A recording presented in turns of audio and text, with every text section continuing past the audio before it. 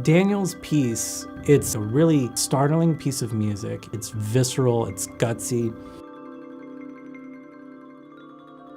The juxtaposition of serenity and brute, powerful drumming, just bookended by just this beautiful chance to engage with the rest of the quartet, almost as if we were a vocal quartet.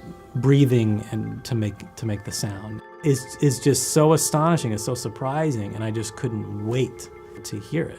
It's really nice like that on its own. I don't know if it becomes too diffused. Right. The question of like how you start a piece or how do you conceive of a piece is really difficult because it's never really the same. Very often it's hard to describe because it can be quite abstract.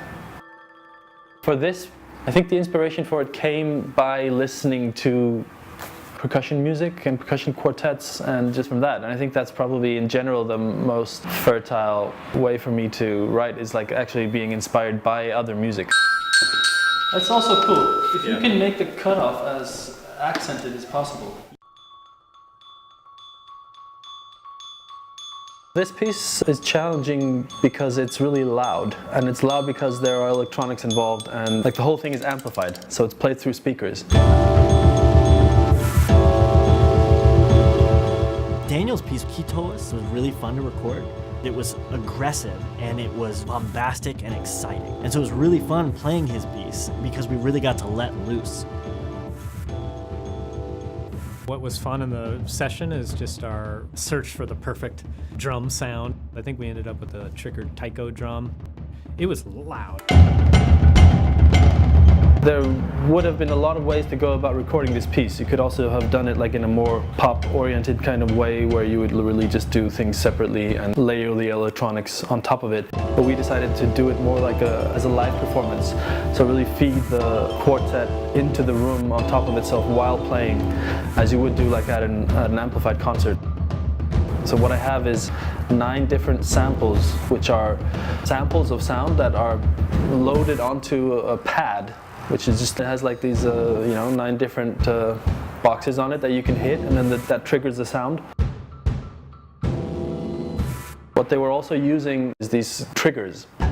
This is the trigger, and what they do is they put this on top of the drum and sort of screw it on there so that this thing is touching the membrane, and whenever that vibrates, that sends a signal out here to record that triggers another sample, so that when they play you have the tom sound and then you have another sound being triggered at the same time. 1, 2, 3,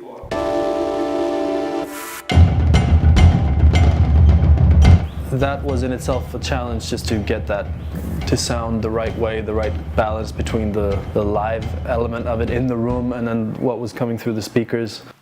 This is 71 coming up. That was a session where the music took the greatest leap from where it was heading into the studio. Sometimes there's a session like that where you don't see inspiration coming and then bam, oh wow, here it is. Daniel was actually there. It was really exciting to see his creative process live, like how he dealt with problems, how he recreated certain moments of the piece on the fly. And I think having him there in the room with us, helping guide the emotion of his piece at the end, was a really special experience that I think we're gonna love listening to that record for years to come.